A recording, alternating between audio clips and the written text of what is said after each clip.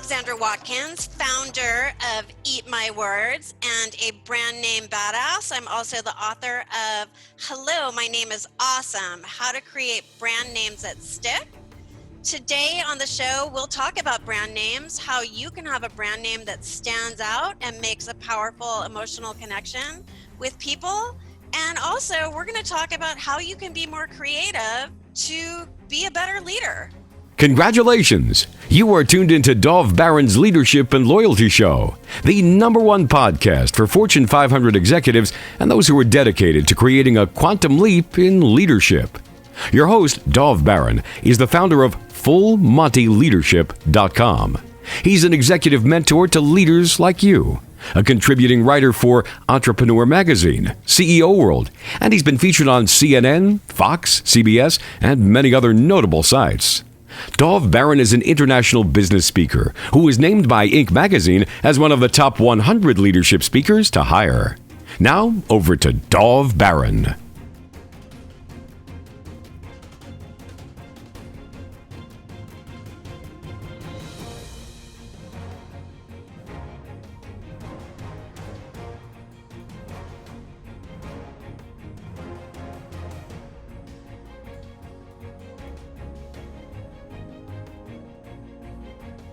Welcome, dear friends, fans, and fellow aficionados of leadership excellence. Thank you for joining us on this episode of Leadership and Loyalty Tips for Executives. I'm your host, Dov Baron, the Dragonist, and I'm here to assist you tapping into the one thing in your business that changes everything by transforming meaning into action. To find out more about me, you can simply go to dovbaron.com. That's DOVBARON.com. So let me ask you, in what ways do you need to up-level your leadership? Well, let me ask you this, just for a moment, just think about this. Have you ever met somebody and instantly liked, or for that matter, disliked them, only to realize it had nothing to do with them, but actually to do with their name? That somehow you had an association to their name. I'll give you an example. After the pandemic of 2020, do you think anyone will ever feel the same about drinking a Corona beer? I don't think so. Names matter. We're going to get into it, so stay tuned. We have a fascinating show, and especially a fascinating guest for you. Remember, you can chat about this episode or any past episodes on our LinkedIn and Facebook groups. Just simply look for the Leadership and Loyalty podcast. If you're a new listener, new viewer, thank you for joining us. Strap yourself in. We're about to go full Monty. As always, you can find us on Apple Podcasts, Spotify, iHeartRadio, or wherever you tune into podcasts. And we always need your help in staying relevant. So please go over there, wherever there is, rate, review, and subscribe to the show. And do me a favor, share it with everybody you know. You can also catch us on traditional radio stations across the United States every Monday and Thursday. And if you're a regular listener, a big thank you to you for making us the #1 podcast globally for Fortune 500 listeners with a potential reach of 2.5 to 4 million listeners for every single show.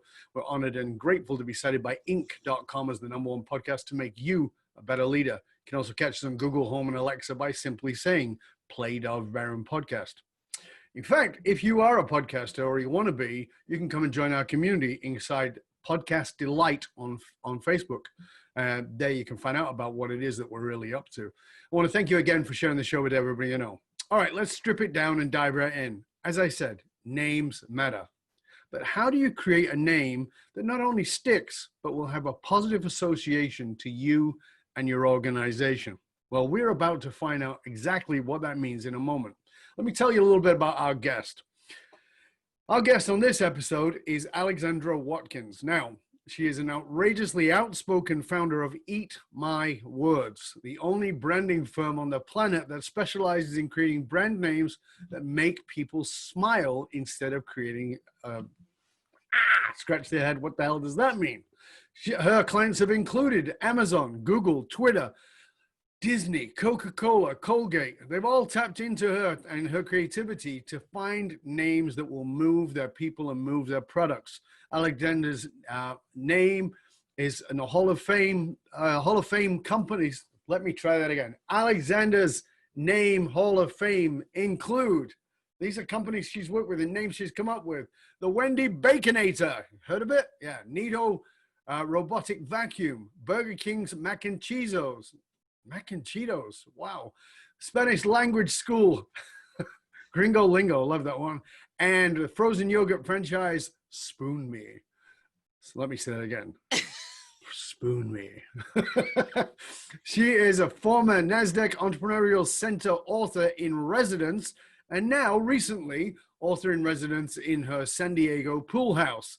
Please put your hands together and help me welcome the author of the book that was named as a top 10 marketing books by Inc. magazine, as one of the only 3 books shortlisted for the 2019 Outstanding Works of Literature, the OWL Award. She's the author of a book that's been highly endorsed by folks like Tony Hsieh of Zappos. You might have heard of him. You might have heard of them. Nir Eyal, who is the author of Hooked and Indistractable. Ladies and gentlemen, please put your hands together and help me welcome the author of Hello, My Name is Awesome, How to Create Brands That Names That Stitch, Alexandra Watkins. Good to have you here, Alexandra. Oh my gosh, I can't believe I am finally here. I feel like I'm meeting the wizard. Yeah, the wizard of not Oz, that's for sure. No, maybe the Wizard of Odd. Wizard of Odd. I like that. I might stick with that. I might be the Wizard of Odd. I'm so glad you're here. You're also the Wizard of Oz. Ah. Oh. Light bulb moments like Oh, okay, I got it. That's a okay. I know you play around with all kinds of stuff like that. That's cool. So before we start, we always want to ask this question. Who is someone that we might not know or even consider, we might not think of at all. We might even dismiss it because we don't know. Who is somebody that's been a major influence on your life, on your leadership, and influenced you in what it is that you do? Okay, I'm pretty sure you don't know this person. Her name is Joan Casale. She is in her 80s, and she is a lifelong feminist, and she has inspired me my entire life. She is my mother. And my mother, she's a natural born leader. Back in the 70s, she was the president of the National Organization for Women here in San Diego. She fought for the Equal Rights Amendment. She has gotten so many women elected to office.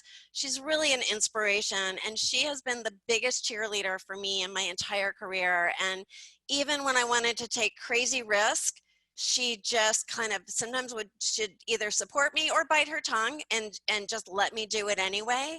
And she's really proud of me, and I'm just so proud to be her daughter. She's just always encouraged my creativity.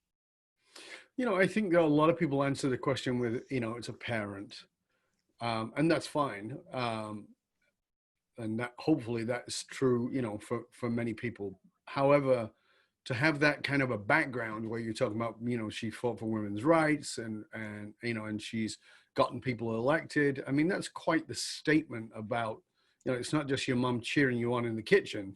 This is a woman who's actively gone out there in her community and done some great things. That's amazing.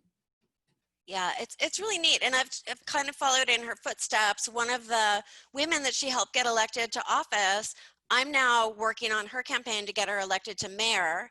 And she was here for a fundraising event, and we were so looking forward to doing another one. And who knows how we'll do that with the coronavirus, but it's been exciting to also have those worlds collide, where my mom's world, now that I'm living back in San Diego after being gone for over 30 years, meeting people that already know her. And then I'm so proud to say I'm her daughter. That's very cool. That's very cool. Now, I wanted to bring up something that is from your history, because I just think it's really fascinating. I think that most people, I've often talked about how I think university, or going to university when we do, is a really dumb thing to do, because we're expected to know what we want to do for the rest of our lives. And what most people want to do when they go to college is party. And we know today that most people who go to university and get a degree usually don't end up working in whatever that was. And so it becomes a $250,000 bill that they've got to pay for the rest of their lives, that they paid really to party. You were different. You knew what you wanted to do early on. There's a story there that I just would love for you to share with people about that. Okay, when I was really lucky. When I was in 8th grade, I figured out that I wanted to be in advertising. And part of that had to do with watching Bewitched. You know, Darren Stevens worked in advertising for for McMahon and Tate. And I was like, I want to do that. And it's funny, a lot of people in advertising will tell you that they were influenced by that show. So when it came time to go to college, I didn't want to go to college. I wanted to work in advertising. And look, I'm just going to be honest, school kind of bored me unless I had a great teacher. And I did have some really good teachers that let me be creative, and they kind of fanned that flame. But for most of school, I was bored and I just wanted to go to work. And my parents wouldn't let us work until we were 18 because they said, look, we can support you until you're 18. You enjoy your childhood. You're going to have plenty of time to work when you're an adult, which was really nice of them. So I was just dying to get out there and get a job in advertising. So I didn't. So they let me skip college. It was hard. Both my parents are well educated, you know, and here's my sister going off to, you know, USC and the Harvard Business School. And I'm like, nope, I can do it on my own. And I did. And through a series of just being, you know, taking some creative approaches, I was able to talk my way into different jobs and eventually end up at Ogilvy and Mather, which was, you know, my dream job. David Ogilvy was a real hero of mine. And what happened is I was kind of bold, and I said, when I was working at Ogilvy, I said, you know what, Dad, I'm making more than you. I'm making more than my sister that has an MBA from Harvard. And clearly I'm successful. We can measure that now. And I think you need to pay me for not going to college, because they paid for my sister to go to college. And I thought that was fair. And they were like, well, you know, they had to discuss it, and they agreed. Okay, we'll give you some money. So they gave me some money, and I used it. I didn't squander it or go party. I I used it to make a down payment on a house. And I think one of the reasons I've been successful too is I haven't had to pay student loan debt. I've just, Right. you know, I kind of started Exactly. out. I started with a clean slate, right? Mm-hmm. So there's another piece to that story that I thought was really fascinating about your high school project. Mm-hmm. So tell us a little bit about that, because I think that's quite revealing in and of itself. Sure. Well, like I said, once in a while I would get a teacher that would really inspire me or let me be creative. When I was a senior in high school, I took a class, an elective class called You and the Law, and which just sounded like, oh, that's interesting. And I'm a very curious person, and I was curious about the law. So our final class project, we had to write a paper on the criminal justice system, and we had an entire month to write it. This is, of course, back before the internet, when everybody went to the library to copy out of a book. Right. And we were absolutely forbidden in my family from copying out of a book. No way. So I didn't want to have to, you know, paraphrase or try to, how else was I going to do this? So I had an idea. Our local paper, weekly diatribe, the San Diego Reader, had a personal section in it, and I was obsessed with personal ads. And I had recently Hold on, let me pause you. You were obsessed with personal ads when you were a kid at school? Oh, yeah. And an adult. Yeah. Oh, I have so many great personal ad stories. Yes. Okay, go ahead. We'll come back to the personal ads in a minute. Okay.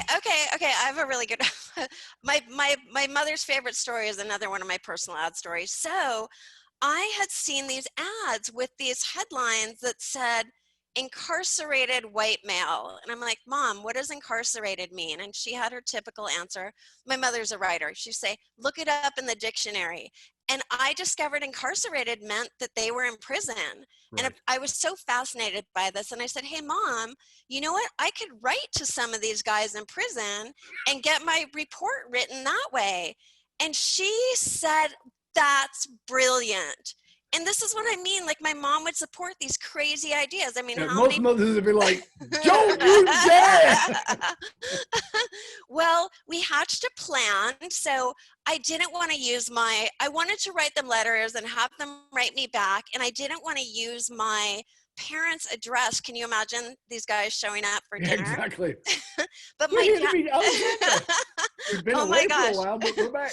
Oh my gosh, that was a little scary. But my dad had a post office box that he used to conduct, some of his side businesses. And one of my responsibilities as a teenager was checking my dad's PO box. I had the key, so I just gave out that PO box 9035, and I had them send letters there. Now, I wrote them a letter, and I kind of fibbed a little bit. I said that I was writing a paper on the, no, I said I was writing a book. I was writing a book on the criminal justice system, and I wanted to know about their experience. Now, I wanted to include a photo because I knew that that would get a better response, but I didn't want to include a photo of myself because I was a total dork in high school, and I didn't think there was nothing sexy about me. But my sister, okay, wait, first of all, I should just stop and say I didn't send photos of my sister. My sister was a school photographer, and her dark room was a gold mine. All these photos of, the school beauty queen and all these things. But she had a lot of photos of my best friend Lydia, who was very vampy and would like pose for these sexy photos. And I thought, oh, Lydia won't know. So I stole some photos of Lydia, and I included those in my letters to prisoners. I said my name was Hannah. I said my dad owned a publishing company, Palm Publishing, and I wrote to them, and at first the kind of trickled in, and then I was just flooded. And my entire report was one intro page written by me, and I think 22 pages of letters and photos from these guys on the inside. And they were like handwritten, and just like the psychology of looking at the handwriting, and just it's so much more texture to it than just reading something typed that was copied out of a book. And my teacher he said it was the most creative report he had ever seen in all of his years of teaching. I got an A+. And what I really got more than that is I got the confidence and the permission to break the rules and be creative and know that it's okay. If I take a creative approach, I can still be successful, and I can be really successful, and I don't have to do it the way everybody else does it. And that too was permission of, you don't have to go to college like everybody else. Try it your own way. Mm. Yeah, I loved that story. But one of the things I found fascinating about it was why that didn't lead you to journalism. Because, to me, that was like, when I heard that story from you, it was like, yeah, I can, you talked about the Darren Stevens stuff and Bewitched. And yeah, that's kind of like, lots of us want to be Superman too, or Wonder Woman or whatever it might be, because you watched it on telly. But this is a very powerful experience of stepping out of the box and finding a way to get a story that no one else got, that no one else even considered. Did you consider journalism? Yes, I did. That's such an you ask great questions, by the way, and that is an interesting question. No one's ever asked me that. I did, and I went for an interview at the San Diego Union, our big paper, and I didn't get it. And every time now that I drive by that building, which of course there's no one in the building and it's been sold off, and the paper, Of course. it's so sad. I still get the paper, and it's just so skinny and thin now. And I just thank my lucky stars that I didn't go in that direction, because who knows if I would even have a job now. Mm-hmm. Yeah, it's fascinating. I mean, I think that journalism, let me rephrase that. I think that real journalism is probably one of the most important jobs there is. I really do. When I think about Pillinger, that most people today won't know, but he was one of the great journalists. He was an Aussie journalist who actually worked for the BBC and many other British places, and was a phenomenal journalist because of his objectivity, his amazing objectivity. And there were so many of those journalists back in the day, but they've all gone independent and had to, because, as you said, traditional print is gone. But at the same time, there is so much lost in that. So that ability to not only find something, but to find something in a creative way is what you've taken into what it is you do now. share with us a little bit more about those. Before, because I just can't resist about the personal ads, because I found that, you know, here's a kid watching personal ads, and, you know, a parent might freak the hell out, because that's kind of, you know, put that into modern context, that is very scary. Okay. Well, because I was an advertising copywriter, I was really good at writing great headlines. Mm-hmm. And when I was living in Seattle, this is back in the heyday of Microsoft. I wrote a lot of personal ads, met a lot of guys, and my girlfriends would always ask me to write them for them. So one of my friends, Kelly, was turning 30, and she said, for my birthday, will you please write me a personal ad? And she said, I want to meet one of these Microsoft guys. Of course, we all did, right? So I wrote a headline for her, and it said, because Seattle was very granola too. Yep. So I wrote a headline, and it said, attention Birkenstock boycotters. Right? So that was the headline. And she, you know, ran it in the paper. She got tons of responses. And I said, look, here's the deal. You have to let me look at all of your responses. Back to my curiosity, right? I'm like fascinated by all of this. So, and I said, show me your rejects. You know, maybe there's even a guy in there I want to meet. So we meet up at, you know, Starbucks in Seattle, of course. And she dumps, her bag on the table, and all the letters flow out.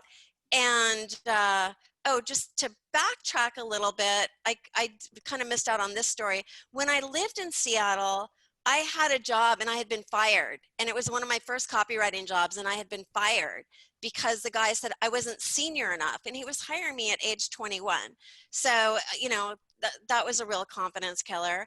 But here's Kelly dumping the thing on the thing on the table, all the letters and photos, and there he was, my old boss, Phil Herring. Yep, he answered Same her guy who ad. fired you. Yes, and this was the best. This was his opening line. Dear Ms. Boycotter, you got me after the headline. I didn't even have to read the rest of the ad. So I said, Kelly, you have to go on a date with him. She's like, but I'm not attracted to him. I'm like, I don't care. You have to go on a date with him. You have to go on a date with him and tell him that I wrote the ad. So she did. And she said, you know, she went on a date, and, you know, another Starbucks date, and they were talking, and he said, oh, I own an ad agency, blah, blah, blah. And she said, oh, you know, that name sounds really familiar. I think one of my friends worked for you. It's like, oh, and he kind of puffed up, you know, oh, really? Who? And she said, Alexandra Watkins. And then just this, you know, kind of like, oh, you know, mumbling, recoiling. And she said, oh, she wrote my ad. You know, and you can just imagine, oh, it felt so good. And then every year I would run into him at these award shows, you know, usually when I was walking off the stage with a trophy, and that just felt so good. So, yeah. Beautiful. That's beautiful. Sometimes it's just it's nice to just rub it in a little bit. Yeah. That is so awesome. You have been behind some of these, some famous names, you know, like the Baconator that I talked about, and the others. Can you share with us how you know, just pick up one of those, or how they came about for you? Like what I'm just trying to have people grasp, first of all, the importance of a name, and we're going to come to that in more detail, but how did those names come about? Sure. Well, the Baconator, actually, I named the Baconator when I was a freelancer for another agency, Strategic Name Development. And I can never put it on my website, but, Right. you know, hey, look, I get it. I was work for hire, but I Sure. did come up with the name. That one was, they had these great creative briefs, and it had to be something a truck driver could order, be comfortable ordering. That was the big directive. And that was just looking at things that were very masculine. And that's when I came across the Terminator, and I put those two together. Another one I did kind of along the same veins that people might not have heard of, but just to show you the creative process, there was a guy that was launching a men's athleisure brand. So kind of, you know, athleisure, so kind of comfortable clothes you can wear around the house. Yoga pants for men. Exactly. And he was really into MMA, kind of, you know, fight scenes, this whole, again, real masculine stuff. Mm-hmm. So I looked up the top action movies and I looked up top car chases. And I read all of it. And for me, I'm always reading, always scanning, and I'm skimming, looking for words. And I'm reading about these famous car chases. And I see the word stunt double. And I'm like, oh, that's such a great name, right? Stunt Mhm. double. So that became the name. Another Wow. one is I name a lot of cannabis related businesses. I actually just did a big project for Canopy, who, is like a big Canadian cannabis grower Yep. company. I named some new pet products for them. But this was a brand of edibles for women. And this is a couple years ago when edibles, all of that was still kind of on the down low. Cannabis wasn't legal yet in California unless you had the medical ID card. And these edibles were very fancy and they would be targeted at women of a certain age who wouldn't be caught dead stepping foot into a dirty dispensary, right? So I wanted a name with what I call the wink wink factor, where if you don't know it, it seems kind of innocuous, but if you do know it, it makes you smile. So I thought, okay, what's related to cannabis that women would kind of get, but it wouldn't be so obvious? And so, Mhm. okay, it's green, it's a plant that led me to gardening. It's, this kind of little club, little kind of, hey, this is our little secret. And I named it Garden Society. Oh, lovely. So we get together for a garden society meeting. Yes, I love yes, it. I love it. thank So you. how it, when you think about it, you've been around this for a long time. You are the person to go to for naming. You must have, like, so I'll give you an example. When I go into a company and we do the work around finding their deep, monolithic, unified meaning, I'll often say, have you done work on your purpose? And they'll say yes. And then when they tell me, it's like, that ain't your purpose. That's your mission, or it's your vision with a lick of paint, but it's not really your purpose. My guess is that that happens in the context of naming too, that people have constructed a name, but you can tell right away that's not the name. It's not the one to go with. How do people traditionally come up with names? And what's the difference in the process between what they've done versus what you do? That's a great question. Well, a lot of times people, there is no process. They don't know how. So they sit in a white conference room, white walls, white conference room, completely sterile, and they're looking at a whiteboard and they expect colorful ideas to materialize. And that's Mm-hmm. not going to happen. And our brains are so limited. And so people are just kind of throwing things at the wall. And oftentimes what's happens is they take a little bit of this name and a little bit of this name and they kind of force it together into what I call the amalgamated clusterfuck. And that often becomes a name, right? That's how names like Hivacor, and then it passes legal because, hey, oh, wow, no one has the name Hivacor. There's a reason no one has the name Hivacor. It's terrible.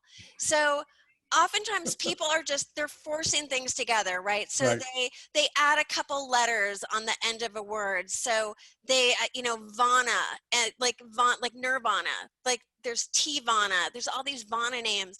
And when I was writing my book, I was trying to come up with another Vana name, and I looked outside and I saw our gas grill, and I thought, I bet there's a grill Vana, and I typed it up. Sure enough, on Amazon, grill Vana. So that's the lazy way to come up with a name. People just Right. kind of force it. Mm-hmm. The better Like a way to, save on name, yeah, save yeah. on gas, save on food, save on, Exactly, yeah. exactly. Or ology is one Yeah. that's Ologies and all, used yeah. super overused. Perfumeology or pieology.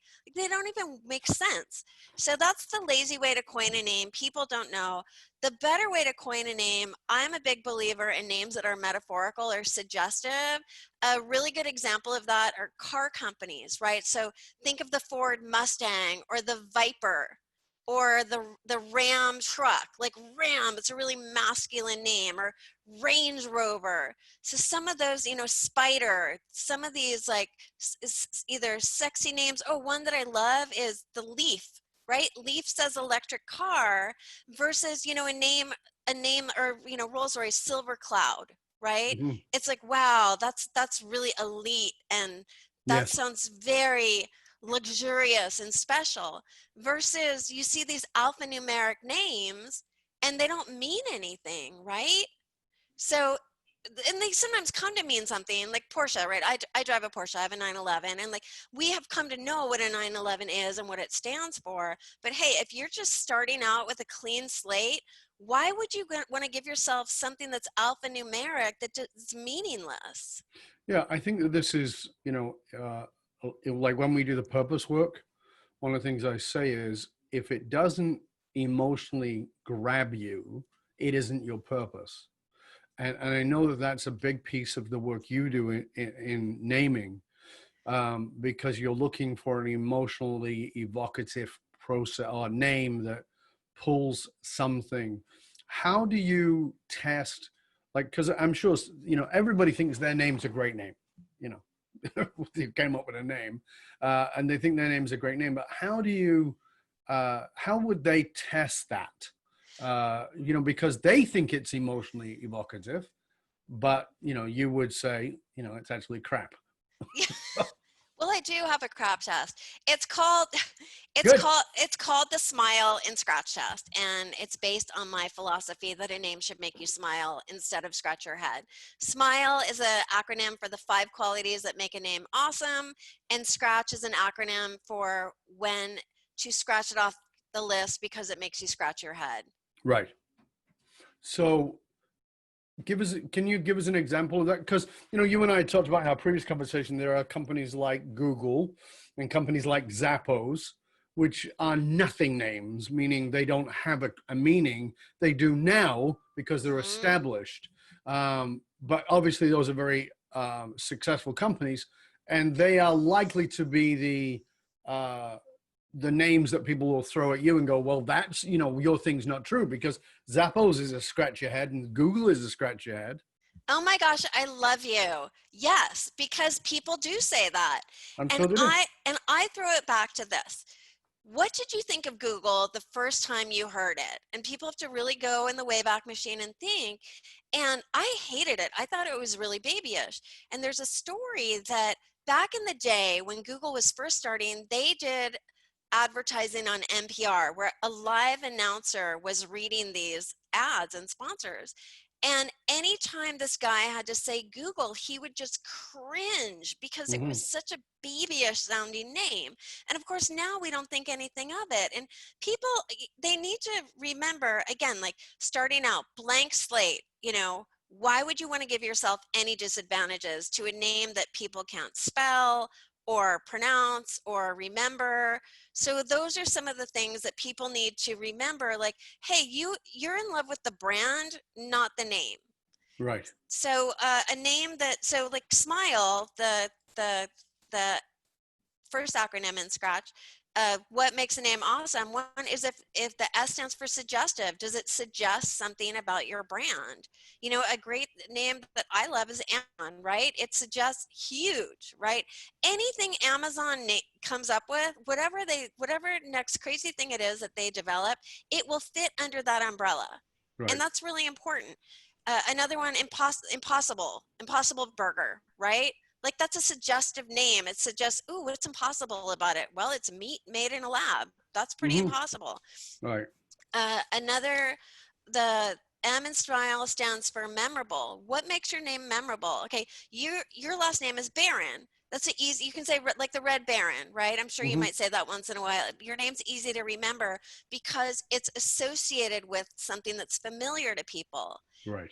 So that's really important, and that's what makes the name memorable. That's why if you're at a networking event and you meet Lucinda from Leapfrog, you might forget Lucinda's name 3 seconds after you meet her, but chances are you're going to remember Leapfrog because you associate it with something you already know, the childhood game.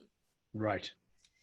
The I in Smile stands for imagery. It really helps if when people hear your name, they can picture it in their head, because people recall images much more easily than they recall words or just a random jumble of letters. Right. So that could be, we named an energy drink one time for Del Monte, Bloom. And you hear Bloom and you can picture it in your head, versus another energy drink at that time was Inviga. And Inviga it's like invigorate, but Mhm. it was spelled with an E. Mhm. And so you wouldn't know, you wouldn't make that connection or know. So, and I have this thing called the Siri Theory, where if you say your name to Siri, she should be able to say it back to you and know what you're talking about. So that's a good way to It test your depends on if name. you have my accent. Siri That's doesn't understand me a lot of the time. oh, that's hilarious. That's hilarious. The L in Smile stands for legs, and you want a name that lends itself to a theme. That's what legs are. So, like Eat My Words, the name of my company, our blog is called The Kitchen Sink. We have a Okay. package called The Whole Enchilada. One name with legs that I love, Jimmy Buffett, who I think we all know, singer-songwriter, Yep. Margaritaville guy. Yep. He has this. He's lent his name to these retirement communities, and they're called Latitude Margaritaville. Okay, first of all, who doesn't want to retire at Latitude Margaritaville? And it's brilliant what they've done. This is a name with legs. So the street names are names like Tiki Terrace and Flip Flop Court, Land Right. Shark Boulevard. The pet spa is called the Barcaritaville Spa. The post office, where you go to get your mail, is called the Coconut Telegraph. That's a name with legs. So when you say legs, it's that it can extend out into other versions of the same thing, Yep. extend the theme. Is that Yeah. right? Yes. Like I just talked about Bloom, the energy drink, Mm-hmm. the Just Add Vodka version. You know how people put Red Bull in vodka? The Yep. Bloom version, the Just Add Vodka, we named Sonic Bloom. Okay. Very good. Yeah. So pick a name that you can actually do something with. Mm. And then finally, the Ian Smile is something you already talked about, emotional. You want a name that makes an emotional connection. And I was thinking this morning when I was getting dressed for this, I put on a ring. Mm-hmm. And I took my mom gave me her engagement ring after my dad passed away and said, look, save it. If you ever need money, sell it. And it just sat in the back of my jewelry store. And I took it in to get appraised one time to my jeweler. And she said, you should let me do something with that. And she said, I can remake it into something really spectacular for you. So she, puts it in this setting and she shows it to me and she says, try it on. And she said, now that's a boss lady ring. Boom, sold. I mean, I just went in to get an appraisal. The next thing I know, I'm spending thousands of dollars to have this ring upgraded because it made such a strong emotional connection. It made me feel good. And hey, I deserved it. It made me feel like $1,000,000. So Mm-hmm. that's the power of an emotional name. And I think people buy wine often, but if unless you're a wine aficionado and you really know what you're looking for, I think 90% of people buy wine by the label. And Absolutely. oh, okay, good. So, you see Seven Deadly Zins, or there's one, Menage a Trois, Cat's Pee on a Gooseberry Bush. There's Right. some really fun ones. One that we did, Gallo. Gallo, we worked with Gallo a lot, and they didn't go for this concept. It was back in the day when 50 Shades of Grey was just starting to rise up the charts. And I was naming a blended wine for them. And I 50 came up, Shades of Grape. yes, that's the name I came up with. And it was going to be $10 a bottle, sold at Target. And they didn't go for it. And I thought, oh, it would make such a strong emotional connection. Women would buy it for themselves, to give as gifts for the book club. So Yeah. that was a missed opportunity. Wow. Yeah. That's yeah, I just my mind goes, because I've got that creative mind. My mind goes mental with that one. 50 Shades of Grape. A way to have a spanking good evening. I mean, all kinds of cool stuff you can go with that. So, talk to us about this in the context of being a leader. Because is it the same thing leading, naming something when it's a product versus a service or a process? Is there a difference, or do you just focus in on naming a product? No, we name everything products, companies, and services, and we have name processes as well. No, Mm-hmm. the kind of the common denominator is you have to stand out. You have to be different. You cannot afford to be tame. That's actually the T in Scratch stands for tame. You can't, like we talk about, being bombarded with images and stimuli, and you have so many guests on your show, like Jamie Mustard, who talks about this, and Yeah. going into a grocery store and there used to be 7,000 products, and now there's 50,000 products. So that fighting for attention constantly. Right. So that's why, you can't afford to you can't be a copycat. You have to be bold and take a stand and really be a brand, get noticed, get attention. Look, Latitude Margaritaville, there's no retirement communities named anything like that. They're all named these kind of generic names, right? Mm-hmm. Don't be generic. Stand out. So how can we how can we as leaders, how can we use powerful names to, well, even at a simple level, let's talk about engagement, about how can it be used to create better engagement with the people who work with us? Okay, I actually wrote a chapter about that in my book on corporate Mm-hmm. creativity. And you can have so much fun at work and really engage employees by adding creative names. So conference rooms, perfect example. Most Mm-hmm. businesses have really generic, boring, pedestrian conference room names. By the Like way, conference room A. conference room A, conference room 29A. And I always say innovation doesn't happen in conference room 29A.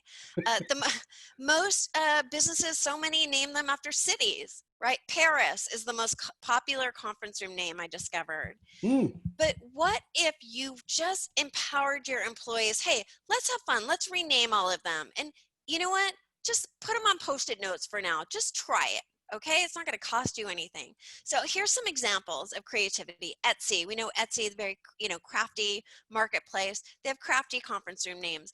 They do these musician food mashups. My favorite is Fleetwood Mac and Cheese. Oh. I love it. They have Oreo Speedwagon, Nice. 9-inch snails, Sushi and the Banshees. They've a lot of fun, right? And it's engaging. It gets employees get involved. Yeah. People are, and it's like ongoing, right? People come up with more and more, and it fosters conversation. Another, I think Groupon wins the award for the most irreverent conference room names. One of my favorites is Meat Locker, spelled MEET. They also have This Used to Be a Forest. And another one I love is Crocodile Done Deal. Nice. Yeah, so they're fun. So, and then if you want an idea, like here's some freebies. If you want to get people talking and bring people together that might not normally talk to each other in the company, childhood games, or toys, Furby could be one. My Little Pony. Who wouldn't love to meet in My Little Pony, right? Like that's hilarious to say that, right? We're meeting in Furby. So you can have fun. Crazy dances, right? Like the cha-cha or the, funky chicken. So there's nothing wrong and they're memorable, right? But what, I mean, it's really to your point, which is that these are all emotionally evocative. They are also, there is a relation, there is an association to something, right? That is what's important because, one of the things we talk about with purpose is that there should be a unifying monolithic purpose of the organization. But everybody's subjective purpose must be able to tie to that emotionally. And this is the key, is that finding that emotional evocation. What is it that brings it forward? How do you elicit that from the person so they can hook onto it? We talked before about brands versus names. So, you got a brand like Google, that we didn't care about the name, it was the brand. But you've also got companies that have been a brand for 100 years or more, and they've gotten kind of old. And I'll give you an example of it. They tried to rebrand. I don't think they did it very well. That's my opinion, which was Buick. Buick was your dad's car. It was your granddad's car. And then Buick did a lot of ads where they showed their new models and they used millennials as the buyers and millennials as the, looking at it like it's sexy, but it's still a freaking Buick and nobody was buying it. And so, do companies like that just need to throw the name away? Buick, or do they, or is, you know, how would you, like, I'm them, I'm GM, and I come to you and go, okay, Buick, you know, we're old and we're thought of as an old person's car, and we've done these really cool ads and we put the young people in it, and the cars are funky looking, they're good looking cars, but nobody's buying them because they've got the name Buick. What do we do, Alexander? What do we do? Okay, I would say with a company like Buick, they can keep the name, but have cool model names. That's all they need to do. Just Right, just kind of put Buick in the background, right? right. Just it doesn't, who cares that it's Buick, right? I mean, you might have to go to Buick dealer to buy it, but brand the cars, really cool names, and someone who's done a fantastic job with millennials, and I was really surprised. So Zach works for me. He's 22. He goes to Brown, and we were driving up to LA, and he sees a Rolls Royce. He's like, "That's the car I want." I'm like, "Are you kidding? You're 22." No, no, that's what I want.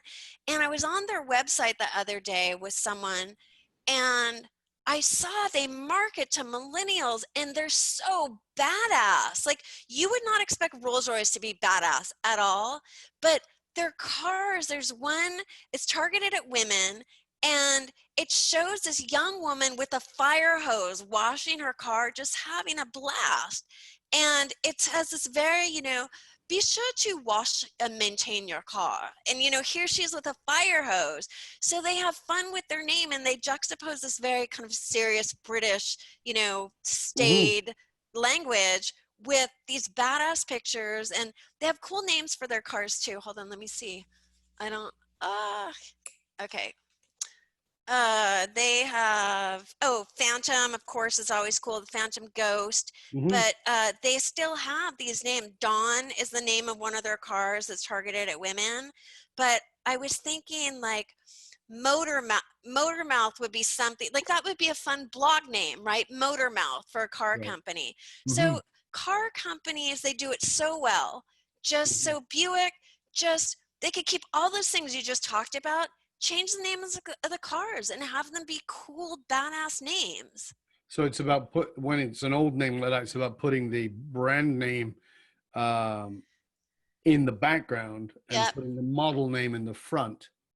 Yeah. That's what I would do. Now, look, we just changed the name of a company that's over 100 years old. Mm-hmm. It's a bank, and it's a regional bank. It wins all kinds of awards. Actually, I found them through Mark Levy, our mutual friend, and Mm-hmm. it's called First National Bank of Syracuse, but it's in Syracuse, Kansas. So the name is confusing, right? And I imagine how many people over the last 100 years have seen First National Bank of Syracuse and thought, oh, that's a New York bank, I don't want to do business with them. Of course. So we changed their name to something much more aspirational, which is Dream First, right? Mm-hmm. Because it got like that first, like First National, and Dream First. It's aspirational. So that's an example of when you can change your name. And it's never been easier to change your name. I feel like getting Buick to change their name would be really difficult. Yes, of course. But for people that are considering changing their name, it's never been easier because you can do the internet redirect, right? So your website's being redirected. You can blast it out on social media. Changing your name is a great opportunity to get back in touch with people that have been your customers, to say, hey, we're changing our name. Here's why, and tell your story.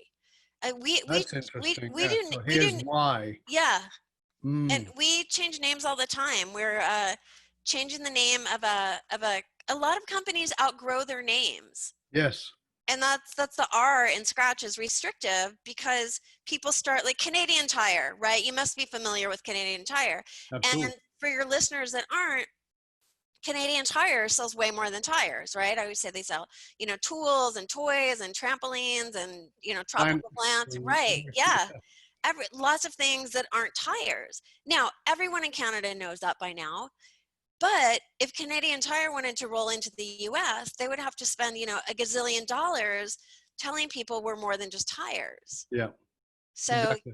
when you are coming up with your name, look into your crystal ball and think, what might we be in the future? And again, Mm. back to Amazon, good call.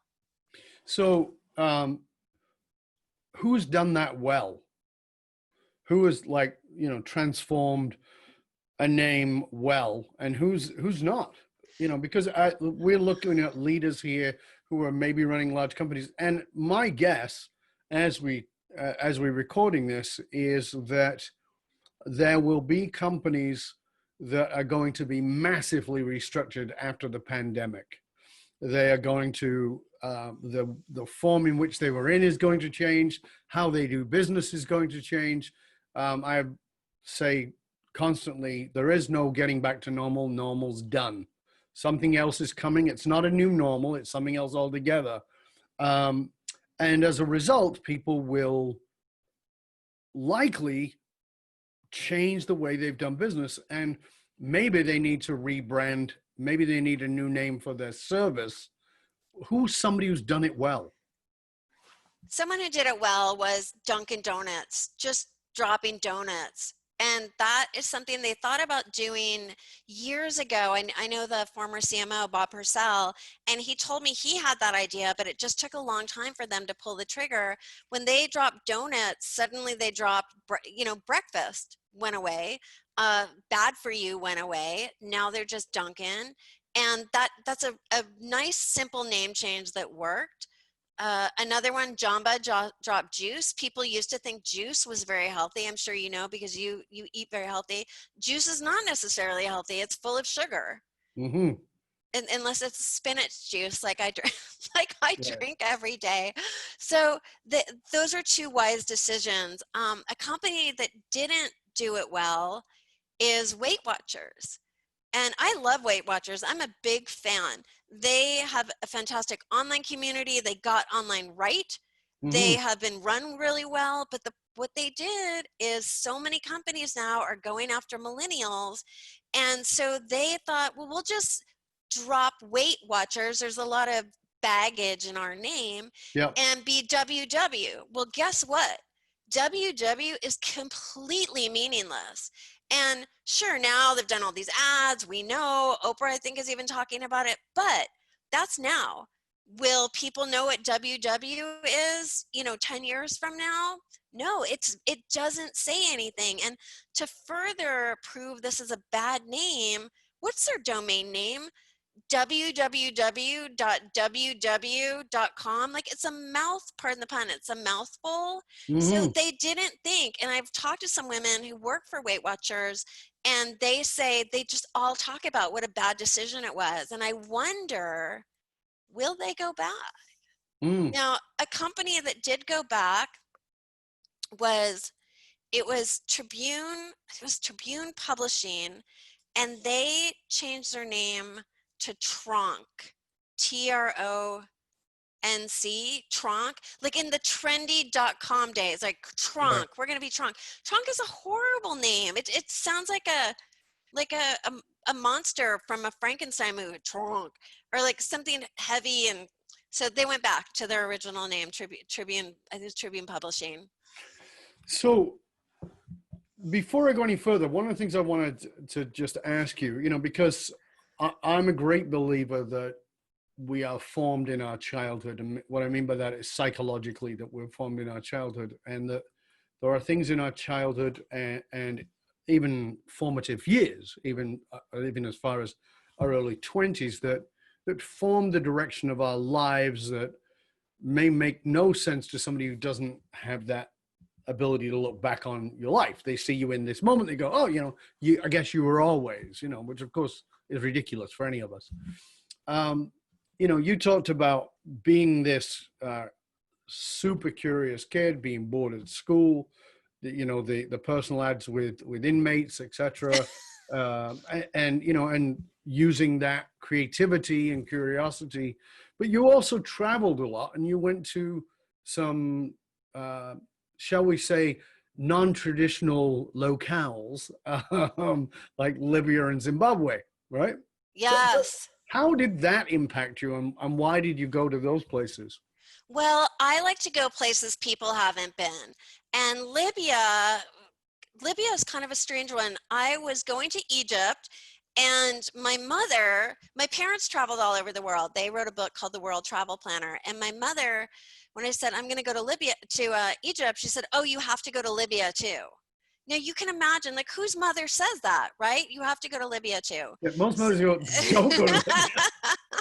So can I ask you what year that was? Yes, that was, I think, 2005. Oh, so it's not that long ago. No, it wasn't that long ago. No, it Not was in no. the 80s or anything. This is 2005. Okay, good. Yeah, no, Gaddafi he was still in power. It was very, very strange to be there. You cannot travel by yourself. You have to have an escort with you. And our escort, Bashir, looked like Dr. Jack Kevorkian, and he was quite sinister.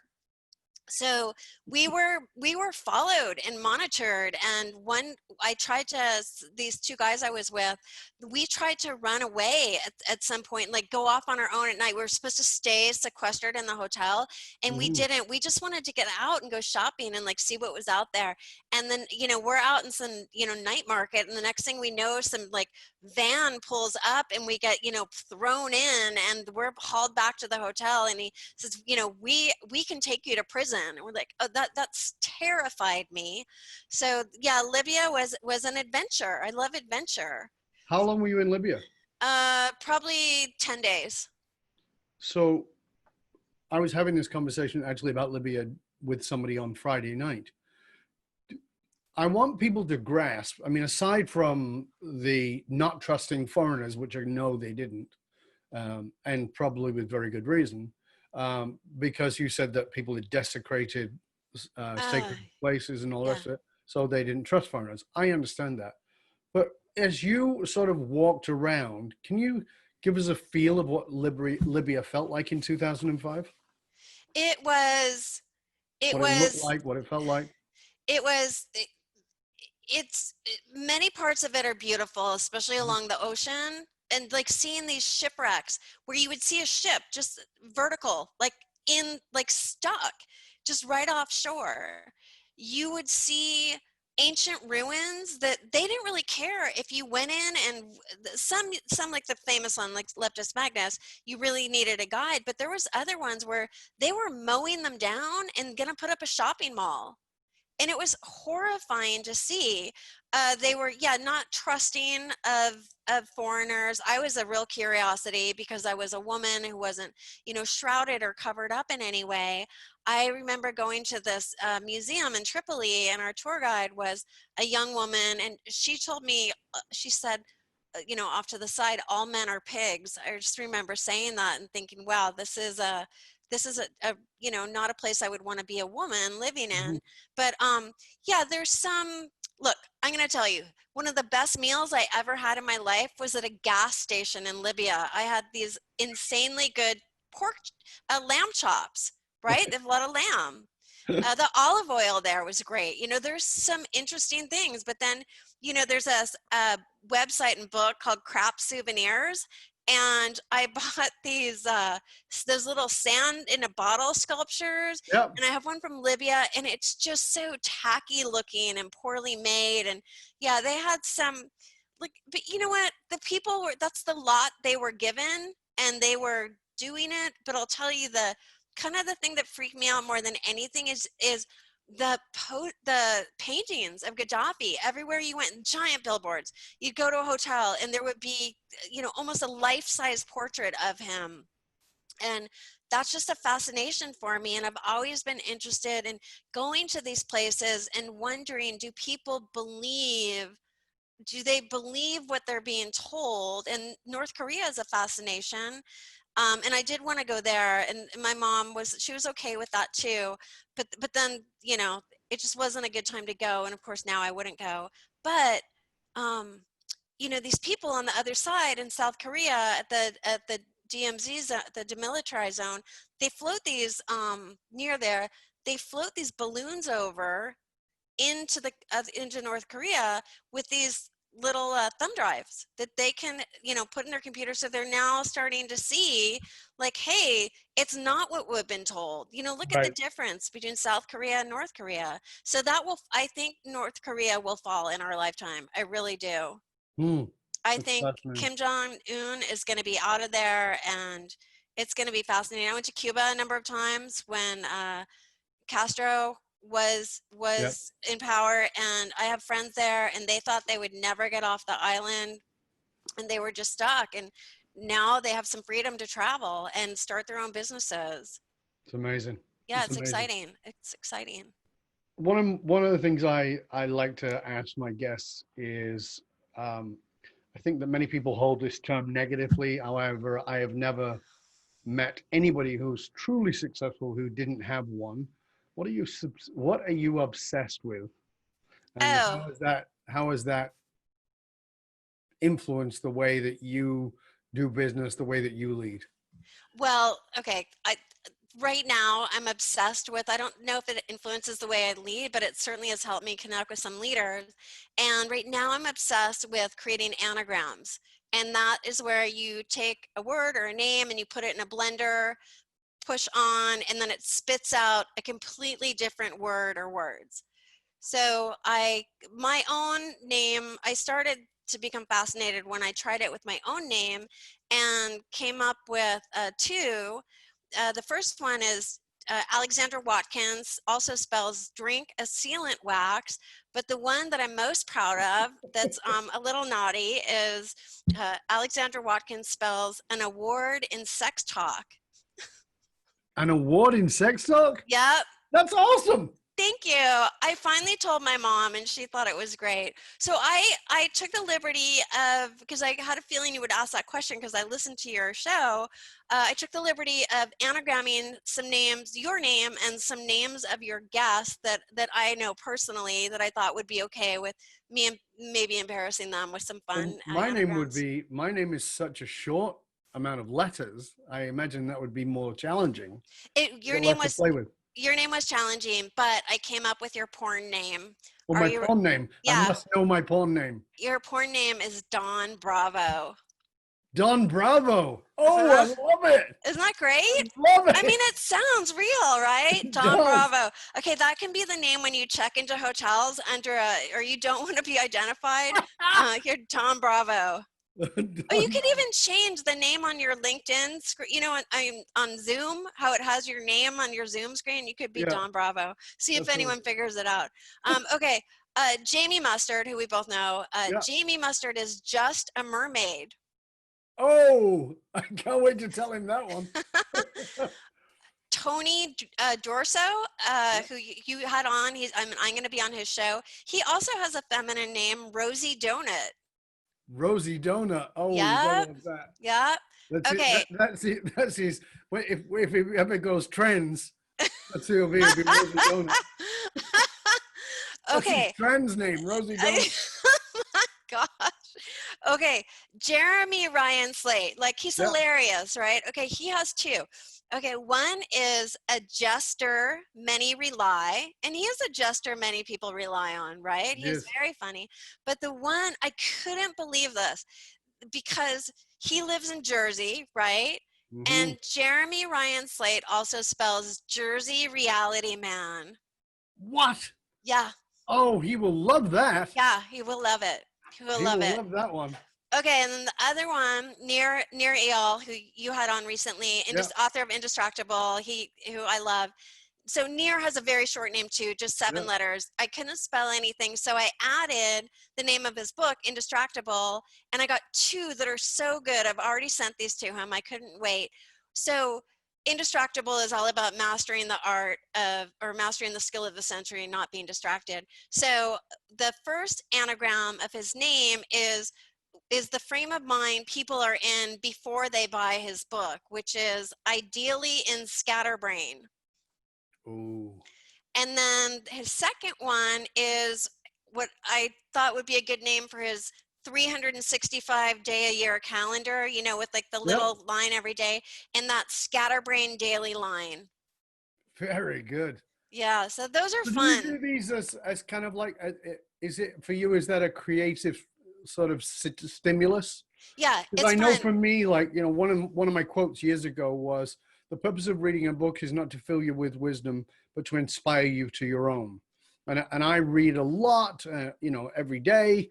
And I find that I'll see something or hear something or read something, and there'll be a one line. And from that one line, I can write a 1,500 word article or create a 7-minute video, you know, and it's not that I'm taking that thing. It was the catalyst. Do you find, is that what you're doing with this? Yeah, absolutely. Because, well, for me, it's just this great creative exercise because you can't just put it into like the internet anagram server, press the button and like done. You have to keep going, like my name has thousands of words in it. So I saw my name had sex in it. So I'm going to like do an advanced search and look for sex, or my name has Santa in it and Satan and award. So I'm just digging. So it's a great creative exercise. And yeah, and also this gives me an opportunity to connect with those people and say, oh, hey, I just anagrammed your name. This is hilarious. That's fantastic. So we have to finish. And I want to ask you, because I always love to know, can you give us, maybe you just did. I was going to say, what is the one piece of practical advice you'd like to have leaders grasp in the context of what it is you're talking about so they can go away and sort of really put it in action? Well, I think something is like I just talked about, do something for someone that's creative, anagram their name. It doesn't take much time and they'll be tickled by it and they will remember you and they'll talk about it all the time. And every time you say your porn name is Don Bravo, you're going to remember that I told you that. So, but another thing you can do, just be creative. Take something that you would normally do and put a creative spin. And one that's worked for me that's really fun is when I read a book and I like the author, I often send them a note with a picture of their book. And I have this pink refrigerator. It's a 1950s pink retro refrigerator. You can see it over your shoulder. Okay, you can see it. Yeah, it's where I keep my cool books, right? Mm-hmm. And I took a bunch of photos of myself holding people's books that I love in front of the pink refrigerator, and I sent them to them. And Adam Grant, one of my favorite books, Give and Take, I sent him a photo. That's how I got to know Adam. He's actually in my book. He blurbed my book. So that's a way. And then I invite them over. Near EL, when I lived in San Francisco, he came and got his picture with Hooked in front of the pink fridge. So, or look, not everyone has a pink fridge. Take a picture of that book next to your cat and have a subject line, even my cat loves your book, right? It will stand out. It's interesting. You'll get remembered. It will break through the clutter and you'll start a conversation. Mm-hmm. I love it. Just be creative. Try something a little more creative. The next time you go to do something ordinary, put a creative twist on it. Fantastic. Alexandra, this has been a wonderful conversation. Thank you so much. I really enjoyed it. I knew we would, and of course we did. Please, before we go, tell our viewers, our listeners, where they can find out more about you and all your wonderful resources. Go to eatmywords.com. If you want to run any names that you have through the Smile and Scratch test, you can do it on our site. There's an interactive test. It's quite fun, and you can learn along the way. So if you get dinged somewhere, it will tell you what you could do to improve that. You can also follow me on LinkedIn at Alexandra Watkins, and I'm on Twitter at Eat My Words. I'm a little embarrassed to admit I don't tweet very much, but Twitter is my client, and I love them. But yeah, you can't do it all. LinkedIn is really my happy place. Okay, eatmywords.com. Thank you so much. It was a pleasure and honor. I hope you'll stay with us to the end. And for you, dear listener, remember you can hang out with other conscious leaders and chat about this episode or any past episodes by going to our Facebook or LinkedIn groups and just look for the Leadership and Loyalty podcast. It doesn't matter how successful you are. If your employees and your customers don't understand what gives your company meaning, you're only working at a fraction of your capability. To find out how you can hire me, Dov Baron, as a speaker or a leadership strategist for yourself or your organization, go to dovbaron.com. That's DOVBARON.com. Because unified meaning, or as we call it, finding your dragonfire, is the one single monolithic difference between mediocrity and greatness for all individuals and companies. I want to thank you for sharing your show with everybody you know. Till next time, stay curious, my friend. Stay curious about how you can be more creative in creating a name that hooks people emotionally and creates a positive association. There's all kinds of great stuff in here. Go back, listen again.